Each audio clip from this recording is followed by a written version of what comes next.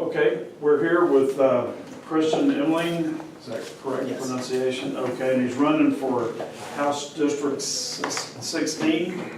Today's November 16th. I'm John Wirtz, and with me is Maureen Ball and Bob Bagley. And so as we discussed, Christian, you have up to 5 minutes for an opening, and then we'll start the Q&A.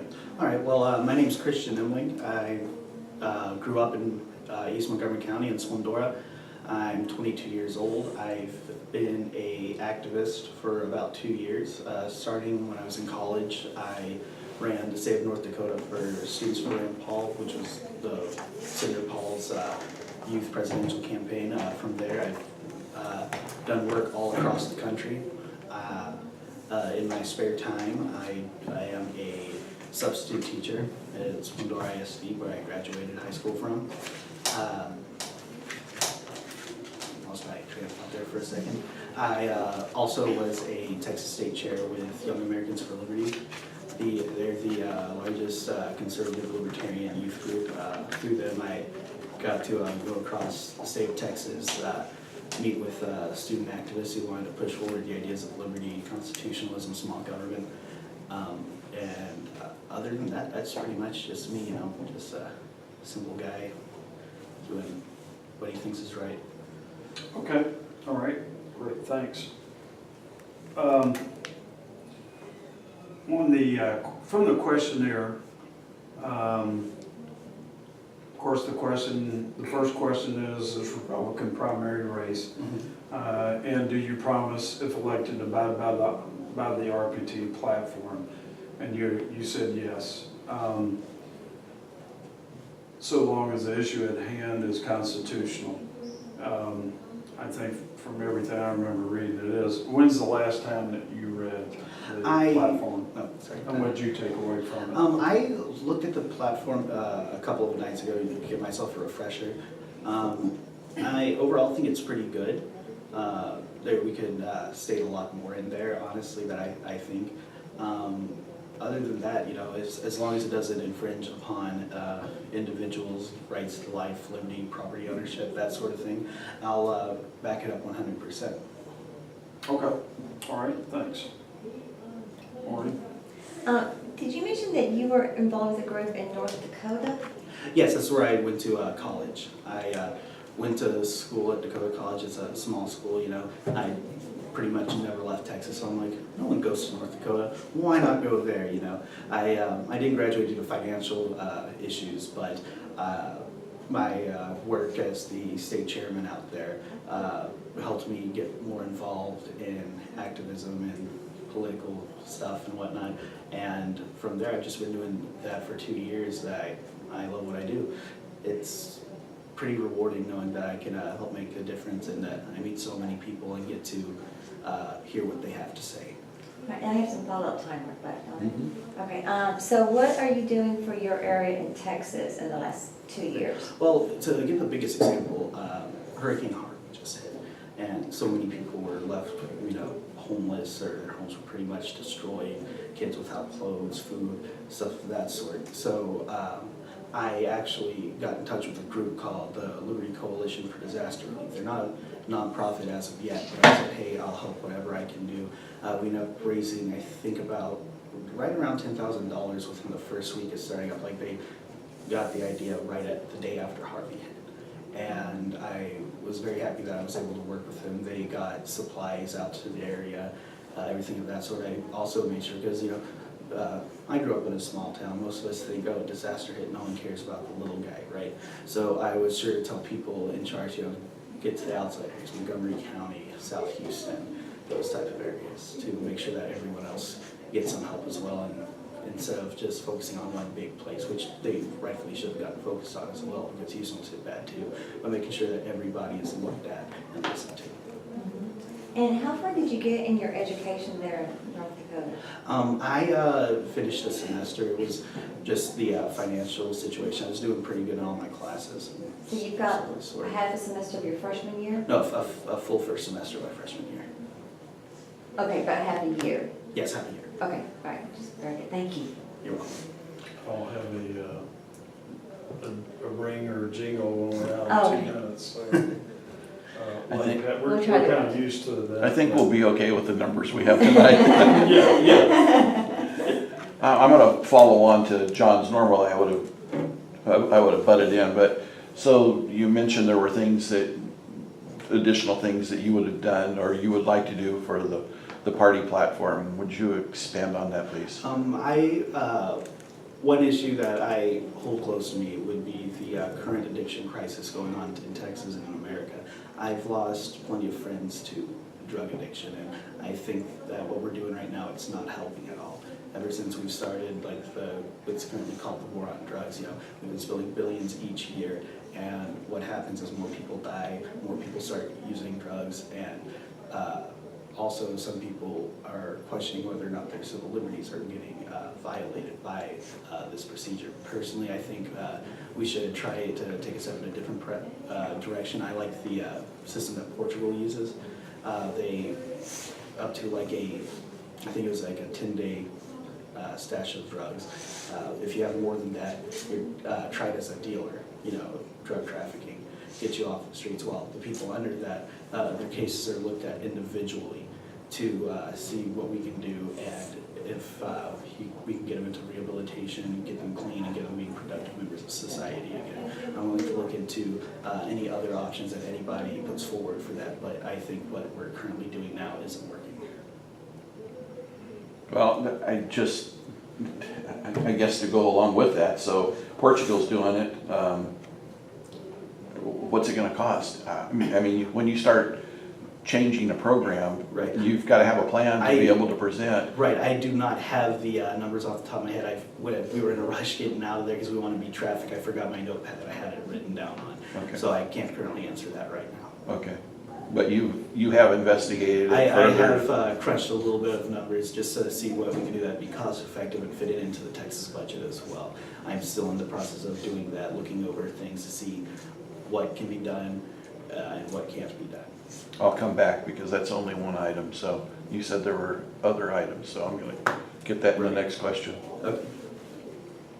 Let's see if I can get rid of this 100th in a second. Technology. I don't think so. Okay, question 2, do you support interposition and nullification as it pertains to Texas state sovereignty? You said yes, 100%. Do you know if the Texas Constitution allows for this, or is there legislation currently available for those 2 checks against the federal overreach of the Texas sovereignty? If not a tool in Texas law, how would you persuade elected officials and judges to utilize this when necessary if you're elected? Well, as I said, I am a big believer in nullification. We have a 10th Amendment to the U.S. Constitution for a reason. If it doesn't say the federal government should do it, that means the states, that's their duty to do. So in any instance, like I personally think the biggest one that we can do something with is education on that type of level. I do not know of any sort of legislation right now like it's going on with that sort of thing, but in an office, if there's something the government's doing that shouldn't be, I'll probably be one of the first people to say this needs to be nullified. And I'll try to get whoever I can to be on board with that. Okay. You mentioned in a previous answer about maybe changing the way that we're approaching drug use and drug violations and that sort of thing. Have you tried within the state legislature? Have you gone up there and presented any testimony? I haven't been able to do that. And I'm just, because you're young, you're 22, so I'm just Right. curious. All right. I haven't got the chance to do that yet, but if the situation comes up where I'm able to, I would do that, yes. I would go up and I'd make a testimony on it. But I honestly think, if I can do something, I should do whatever I can to make sure it gets done. So that's why I'm running, is because I want to be able to help and everything.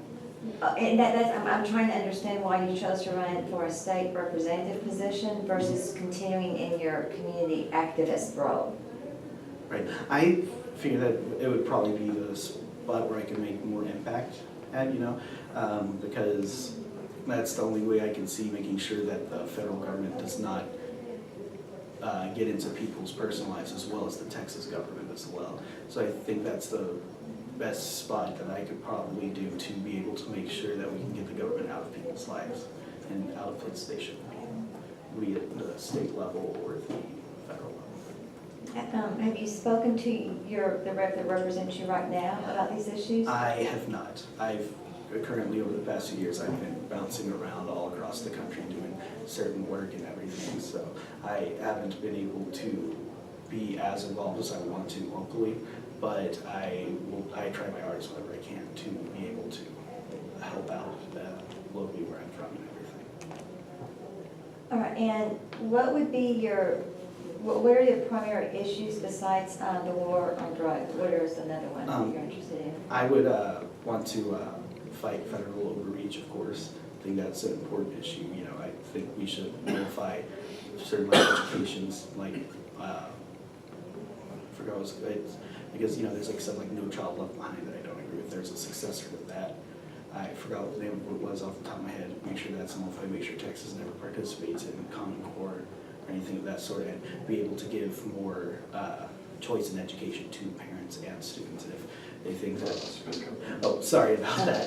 If a parent thinks that their child will be better off not in public school, if they think they'd be better off in like a private school or being homeschooled, I think that should be an option. It should be easier for folks to be able to do that. And I'm sorry, we only have about two minutes, and I think I need to pass my time. Oh, I'm sorry about that. No worries. Well, we've all got different things we want to make sure you get a chance to talk Right, about. of course. So I'll pull that back into the nullification thing and with the schools. What have you done to try to push this at the state legislature from an organizational point or from a personal point?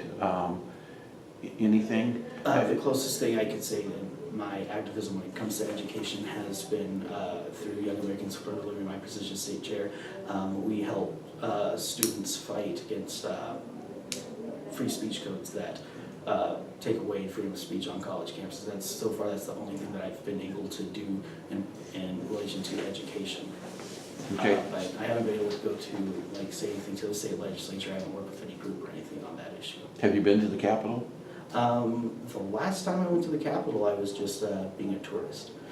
So, Okay, so have you followed through to watch how a bill is processed or how it goes through or know any of the process? I look through like the news and whatnot, following, like if there's something that I go, oh, that catches my eye, you know, or if it's something that I'm against, I'll look to see how the committee's going, things of that sort. But you don't know the actual process, where a bill starts to where a bill goes I through? do know the process. It's just, you know, the nervousness, it's slipped my head at the moment. I do apologize for that. Okay. So if we're talking about nullification, nullification to me would be outright nullification of government interference at any point with education, because government has no constitutional business in our education system. That's a state and local matter. Yes. So do you think it's appropriate to go after just a program? No, I think it's more appropriate to go after all, but I was just pointing out certain issues. But honestly, I do believe that it should be full-on, completely out of it. If we do push for nullification, we need to make sure that it's for the entirety of what the government is doing. So if the government has its hands in education, get it out, nullify it, and be on our way. Okay. Okay, fourth question as we go down the questionnaire. What is the most important problem you see that needs to be addressed by the position? And you talked about to call for a convention of states with fellow representatives. Some say the Constitution is fine the way it is, and a convention of states may open Pandora's box, exposing the Constitution to direct or collateral damage and unintended consequences. How would you convince those watching that convention of state would be harmless from that standpoint? I don't think it'd be put much harm to the Constitution. You have to have 3/4 approval to be able to go forward with it, of the state legislatures. We also have our system of checks and balances. I'm pretty sure that if anything would be completely against the Constitution, the Supreme Court would step in. There are issues that need to be discussed, such as a balanced budget amendment, term limits, stuff like that on the federal, that we can't rely on our congressmen and senators to do themselves. So I think that we should, and our state legislatures go forward and You speak up again. as our state legislatures should go forward with the Convention of States. I don't think it would cause any problem to the Constitution. I don't think it would open up Pandora's box in any way. Have you researched this at all? I was actually, I usually try to read up every week or so, like study over things just to make sure that I'm fresh on information. I looked into this the other night, I think about 3 nights ago. I was reading on the Convention of States. Do you think that our current Speaker of the House, we could trust him at all? Because you made a comment. Right, I here don't think so. What about the other legislators who go along with him? I think Because they all voted for him this last Right. go around. Right. How can we really trust them with our Constitution? The fact of the matter is it all depends on individual districts who they put into office. If they feel somebody's the best to be in there, then so be it. I don't think our current Speaker of the House is trustworthy. All he's killed bills that could help out the state of Texas, and I don't think that's something that we can go forward with. Okay, more.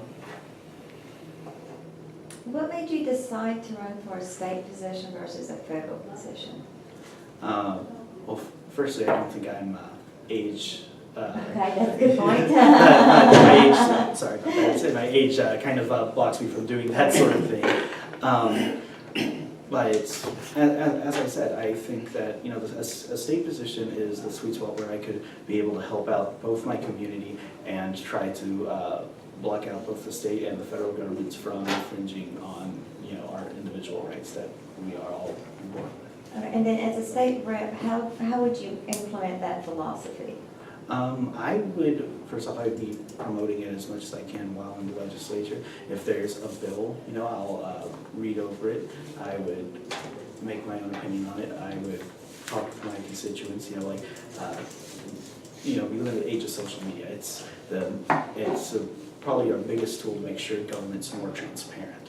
So I think that, if more legislatures actually talked to their constituents on these issues, it could help out with that. So what I would do is I would tell my opinion on it, let other people tell me what they think, based off of that. But also while I'm in office, look towards sponsoring or submitting bills that would put forward that philosophy. And if not, just straight up vote no on it and explain why I'm doing it. What if your constituents, the ones that answer, and the majority are wrong?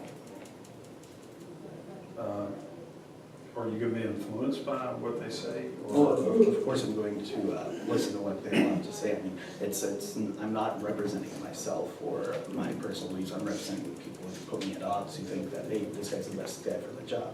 Mm-hmm. If I hear that people do not support, a certain thing, I would listen to their opinions, take it into consideration, and then do more research in how it could be possibly beneficial, see what I can do to make sure that what people want to be done gets done. Okay. You talked about reading the bills and then discussing it with your constituents. There's anywhere from 8,000 to 9,000 bills that come through in the short time the legislature's in session. There's no legislator that I know that has ever read every bill that comes across their desk. Right. They have a staff to do that. They have other legislators have their staffs to do it, and then they come up and discuss these things. There's a lot more to it than just doing that.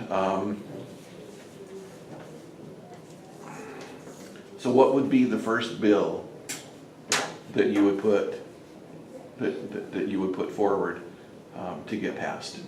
I would probably say either, because, you know, you just mentioned this issue, I think there should be a bill that allows for time for, you know, the legislatures themselves to actually be able to read what they're passing. But also, like before you mentioned that, I believe, you know, tackling the addiction crisis in a better way would be one of them. And secondly would probably be constitutional carry. Would probably be my second one. Also, Sorry, Yeah. the question was? the tackling the addiction crisis, like what I was speaking about earlier, yes. Okay. That and constitutional carry. Okay. Go. Okay, in answer to the question, what differentiates you from your opponents? And as far as I know, you have only one opponent. Are you aware of any more than that? Not that I've heard of. Okay, your answer says, I'm the only candidate in the race who is not bought out by special interests and corrupt party bosses. Can you give some examples of special interests and corrupt party bosses that you believe have influenced your opponent? Well, the first one I could probably say is the state speaker of the House. I've noticed that my opponent was voting with him multiple times, like voting for him to be speaker multiple times, and I don't think that that's necessarily the right thing to do. If we have a speaker of the House that wants to kill good positive reforms, then I don't think that we should have somebody in office who keeps on putting someone in a position of power that keeps doing that. Yeah, that's pretty much my answer to that. Okay, you don't have any other examples then? Not off the top of my head. Like I said before, I was in a rush and I forgot my notepad that I had different talking points on. So if I don't, if everything slips my head, that's why I do apologize. Okay, in answer to one of the other questions, you said, my plan for balancing the budget calls for cutting spending in all areas by 50%. So let me give you an example. Schools, let's role play. You're the school superintendent, your budget is cut by 50%. How would you deal with that? What would you cut? 50% of the teachers, 50% of the classrooms, 50% of the students? How are you gonna handle that? The way I think it should be is, you know, like you and me, like we have to make sure we spend what we have. We need to make sure that we spend smartly. I do think education is the biggest thing that we should be putting money towards. Of course, I mean, the future of our state, of our country depends on education. I think that if we are to take a look at things, you know, say cut spending by 50%, you know, lower some taxes, and then make sure that we have money going towards things in the correct amounts that they should be. I mean, the government gets its nose into things that it shouldn't be getting into in the first place, you know. So if we stop spending in those certain areas, then we need to go forward. And With respect to the school system, Yes. what are certain areas that you would either reduce or lower or eliminate spending? I would look into that. I do not know off the top of my head. I Okay, don't but have- you did say 50% for all areas, so that would include education. Right, that would include education, yes. As I said before, it's something in my mind right now. I do apologize for that. Okay. John? So, okay, I think, all right, so the question was asked kind of sort of, maybe I'll ask this in a different way. Where do you think Will Metcalf is coming up short, other than voting for Joe Strauss every time? Where else is he coming up short that enticed you into running for the office? I'd probably say, well, of course, you know, putting like Joe Strauss in power, like things like property tax reform haven't gone through, constitutional carry hasn't gone through, things that most people hasn't gone through. Yeah. Pardon me. Okay. That sort of deal. I lost my train of thought just now. I think that, you know, excuse me for that, I just completely lost my train of thought on that one. Okay, so where was Will Metcalf coming up short? And you said, sorry about that, property tax and constitutional carry have not gone through, and you're kind of Right. going on from there. Right, let's see, from that point, that's all I can remember off the top of my head right now, and I do apologize for that. Okay. So, Where do you think, what happens now that Joe Strauss is not running again for the speaker position? I think that we need to find somebody who, believes in limited government and who will act on that. Make sure that reform bills can go through, they can get looked at, someone who respects the Constitution and respects people's individual liberties. And that's the type of person we should get into the. Can you name one or two from the current House that you I think would cannot. qualify? I cannot off the top. I cannot. I've been researching into that because I figured that'd be a question that would come up. But I do not have any good ideas off the top of my head at the moment for anyone to replace the Speaker of the House. Okay. Warren? Yes. You mentioned you're a substitute teacher. So you're in what school district do you substitute? Splendora. Okay, and from that experience, do you see some areas where monies could be spent differently? I've, personally speaking from like my own experience in the public school system, both as a student and as a substitute teacher, it seems to me like kids are just being taught to pass their standardized tests at the end of the year, And from my own experiences going through the school system, that's how I felt, was that I'm not retaining anything important, wasn't taught, how to balance a checkbook, things like that. I think that if we put more focus on teaching students the things they need to know instead of teaching them how to regurgitate answers, I think that you'll probably see education, graduation rates rise. So that would probably be one of the things that I'd look for first would be to eliminate standardized testing at the state level and give that to the individual school districts to deal with on how to pass children up to the next grade.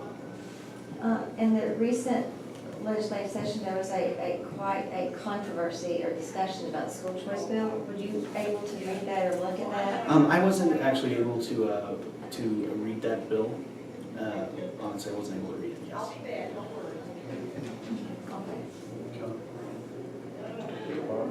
So you talked about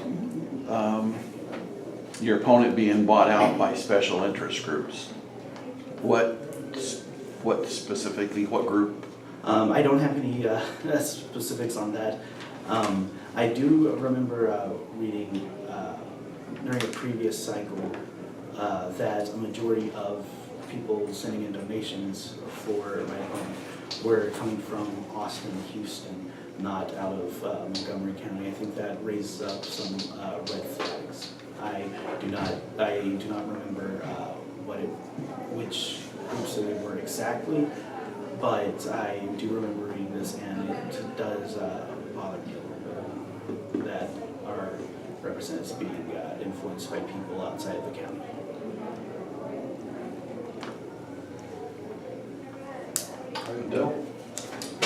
Okay, you stated it more than once that taxation is theft. I get the definite impression you would eliminate all taxation. I wouldn't eliminate all taxation. I could honestly say that that if there has to be a tax, it would probably be a sales tax. You don't necessarily have to go out to buy things. We have plenty of people that live off the land, all that sort of thing. I think that it's probably as voluntary of a tax as you can get. It would be a sales tax. So that would be one that I would support.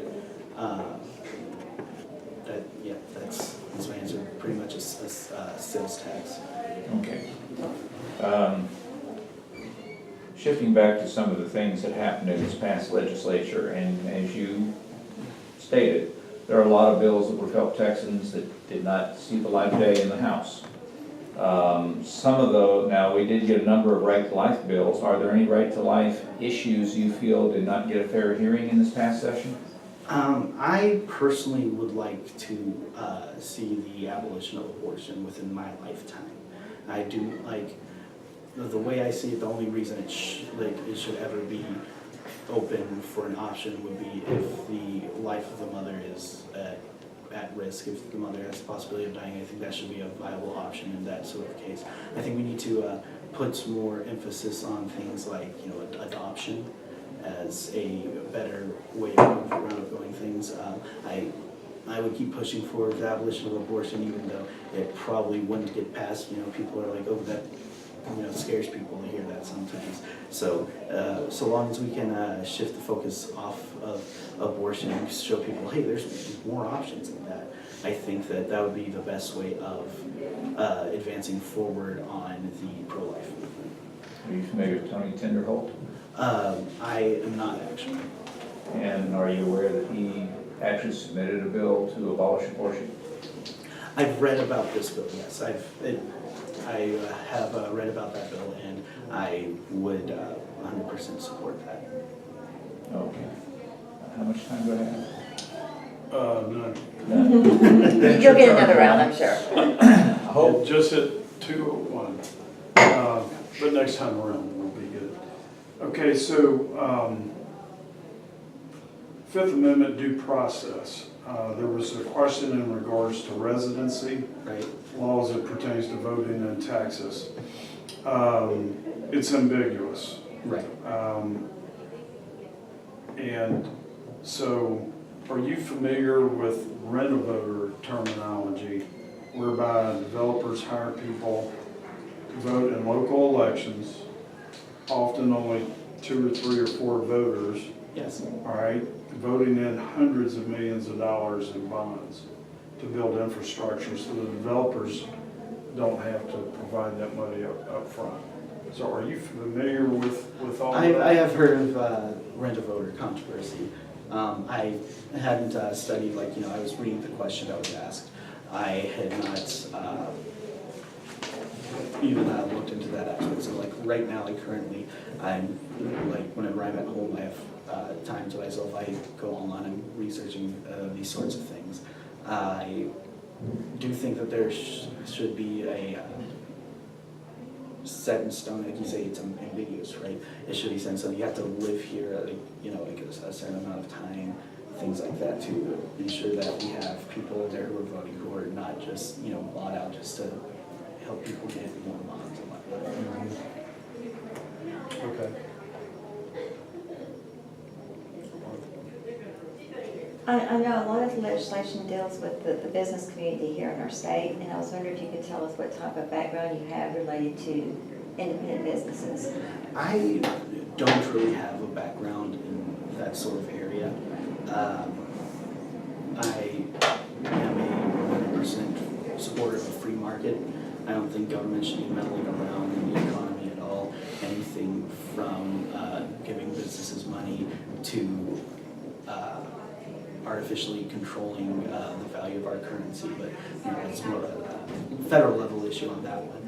But I do believe that we should give more independence to our economy, cut regulation, and just let the market work its way forward. What other groups are you involved in? You know, you mentioned the Liberty groups, I guess. Mm-hmm. Are there any local groups that you belong to? I am currently not a full-on member of any sort of group. Do you attend meetings of anybody? Whenever I have the time to, yes. You know, I mostly spend time with family a majority of the time. Okay, well, what meetings do you go? I'm just trying to get, where do you get your community Right. information? The last meeting that I have gone to was in, I think it was August, the Republican Party meeting, Montgomery County Republican Party. The past 2 months I've been out of town on work a lot. I was working in Alabama and Virginia just recently, so I haven't been able to, I get invites daily to things, but I haven't been able to go to any because I've not had the time or the ability to make it out. Well, you mentioned work, so besides substitute teaching, what are you doing? I just go out and work mainly on political campaigns. They'll call me, say, hey, we need somebody out there. And they fly me out, I do my work, and I come back home. Whose campaigns recently? The most recent campaign I just worked on, I worked with the Republican Party of Virginia on electing their executive ticket, Ed Gillespie, Jill Vogel, John Adams, that whole group. In September, I was working in Alabama with Luther Strange's campaign. Before that, I did a petition in Missouri to save the right to work bill. And right before that, I worked in the Georgia 6th District Special Election to replace Tom Price. And I'm guessing that's not as a volunteer, you're actually getting paid for Yes, that actually getting position? paid, actually going out and working, yes, ma'am. Okay. So September was the last time you were out? No, literally last Thursday is when I got home from Virginia.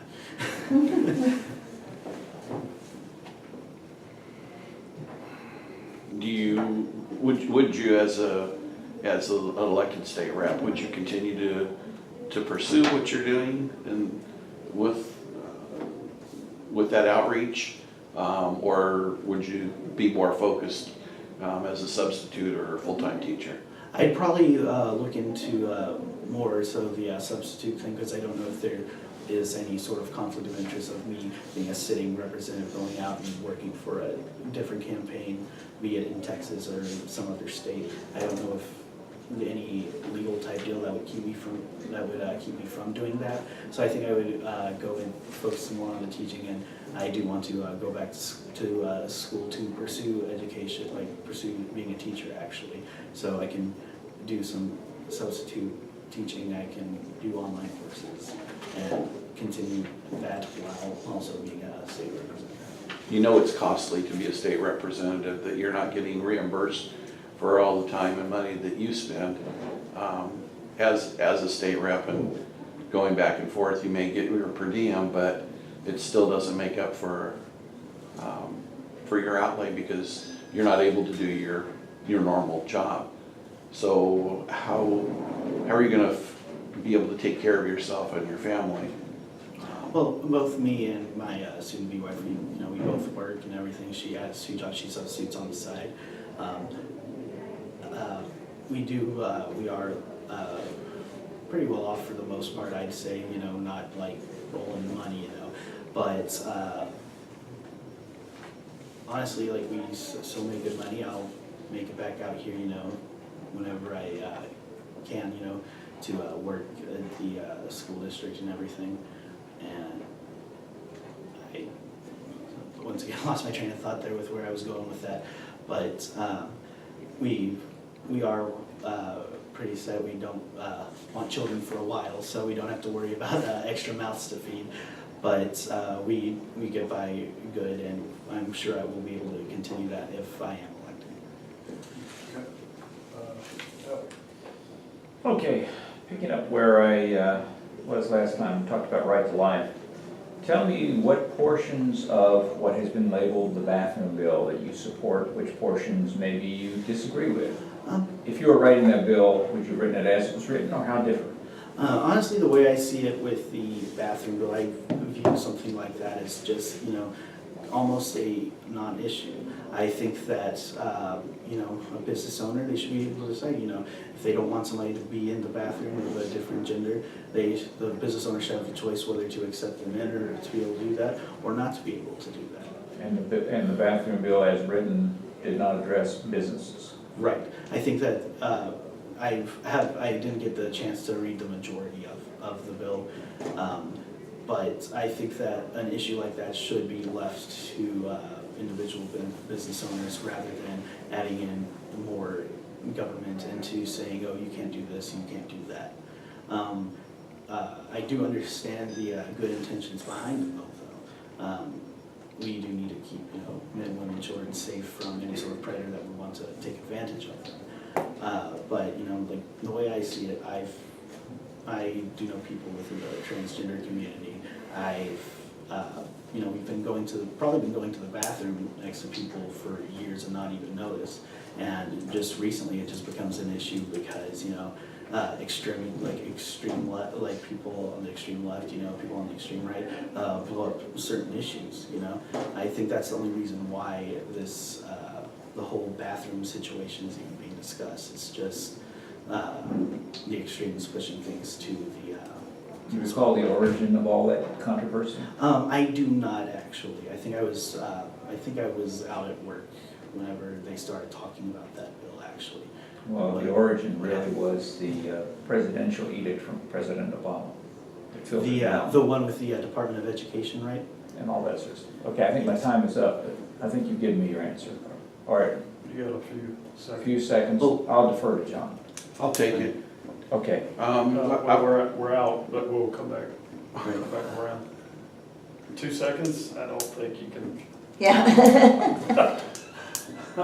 but you. you we'll forgot come to back push the around. stop button. I did push that button, yeah. So we're at 7:43, almost 7:45. So we've got probably enough time to go around one more time. Eminent domain, you said is theft that violates property rights of the individual. What about its use to secure property for roads that benefit everyone?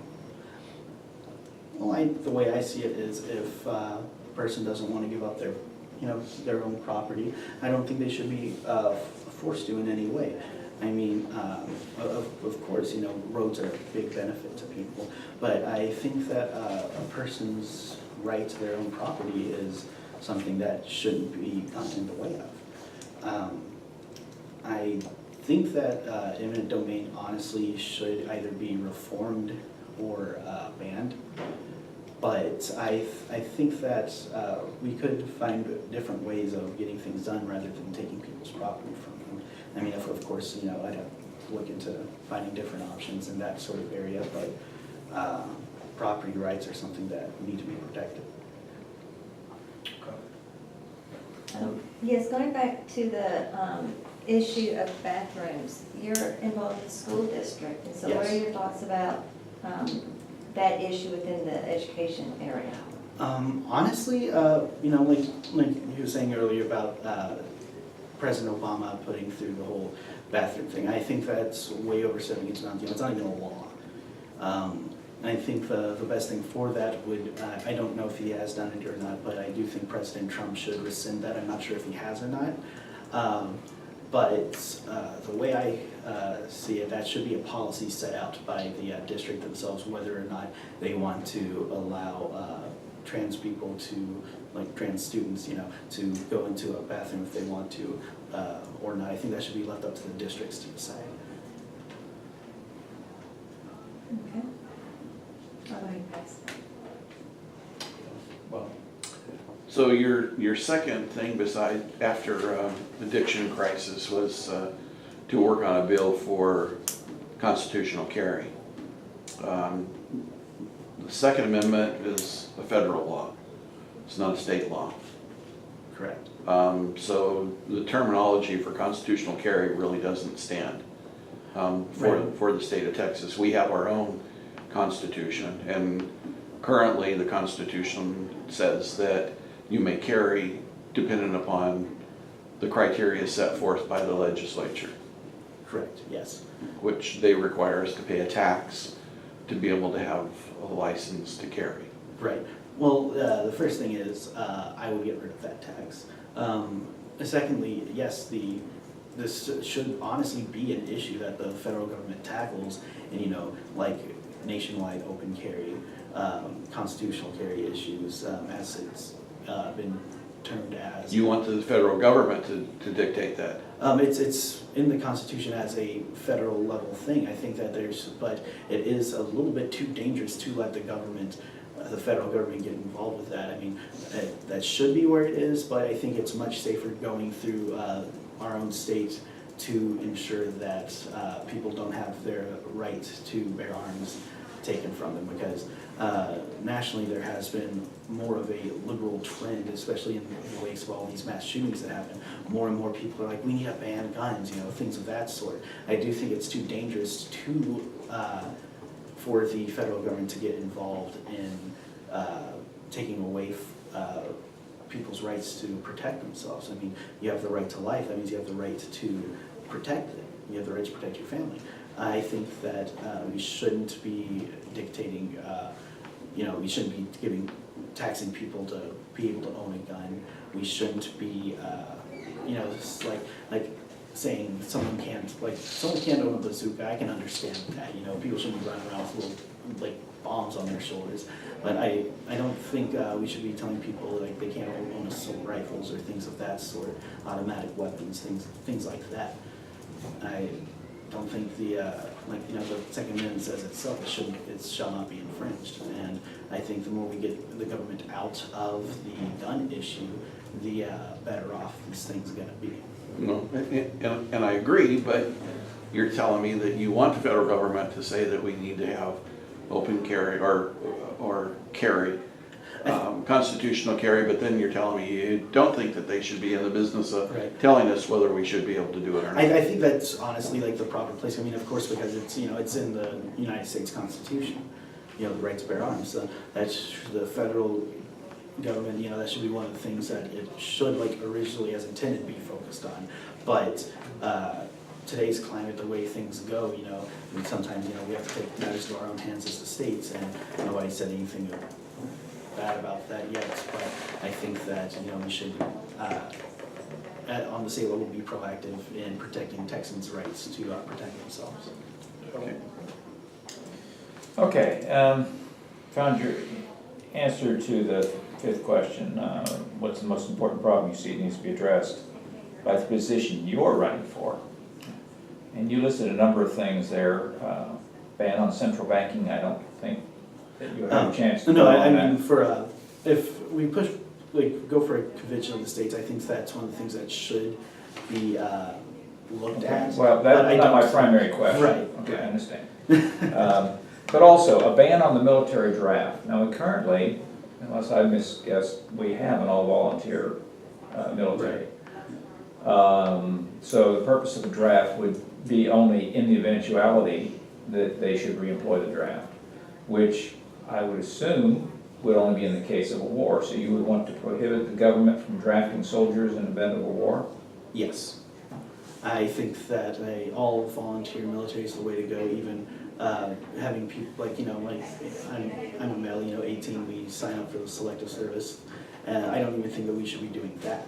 When it comes to foreign policy, we can't trust our leaders in Washington, because if someone breathes the wrong way in some part of the world, we have to get our hands involved in it. We're currently in, I think about 90-something countries around the world. It's completely ludicrous to me.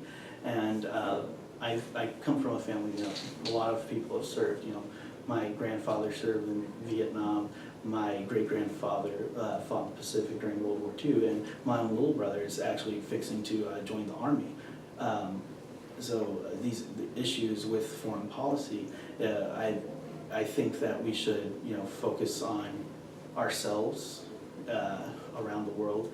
I think that we should only get involved if we are 100% sure that it needs to happen, like if we're being threatened or things of that sort, or if we get attacked. Of course we should go if we're attacked, but I think that if we get rid of the ability for the government to say, okay, we're going to go into this here war and we need so and so many people to go in and fight, I think that if we take that away, it could help lead to the government making more smarter moves on when to go to war or not.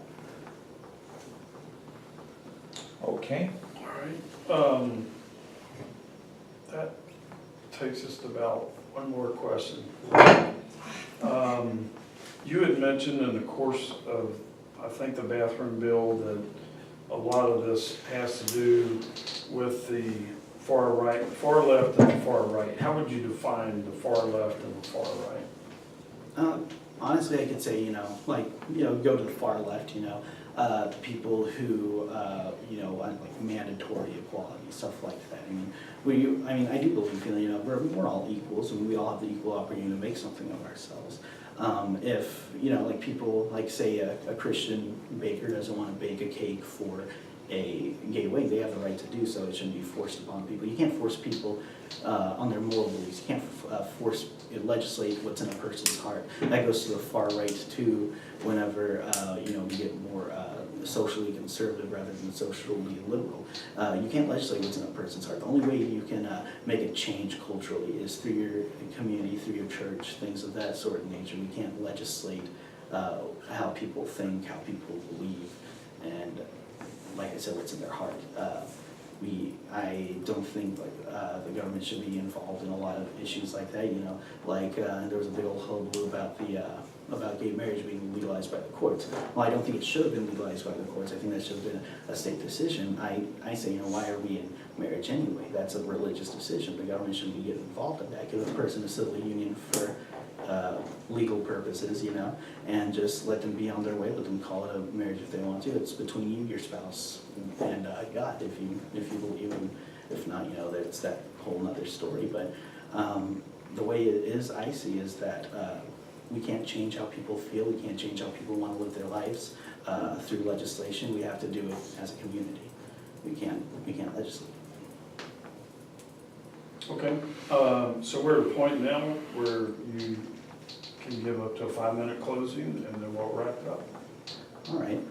Well, as I said before, my name's Christian. I'm running for House District 16 as a Republican. The reason I want to run is I want to ensure that we get the government off of everyone's back. The little guy has enough to deal with. Their family life, their job. They shouldn't have to worry about, what's the government going to say I can't do today? So by saying that, everyone has the rights given to them by God, life, liberty, the right to have property. I think that it's natural rights we're all born with. I don't think I think the government, has been getting involved too much, taking away those rights that I wanted to stand up and I wanted to do something. I've been working as an activist for 2 years. I figured now's probably as good a time as any to step up, and that's what I want to do. I want to make sure that members of my community are represented, members of my community are successful, and the one way we can do that is limiting the size of the government. State level, if we can have a say in at the federal level, state legislature's that sweet spot. You can nullify the federal law, or you can push for a convention of the states, while you also have a say in what's going to be the law of the land in Austin. So what I want to do is I just want to make sure that people's individual liberties are protected. We get the government out of their personal lives, get it out of their pocket, and that's just it. Just full unrestrained liberty for everybody. Thank you. Okay, thank you.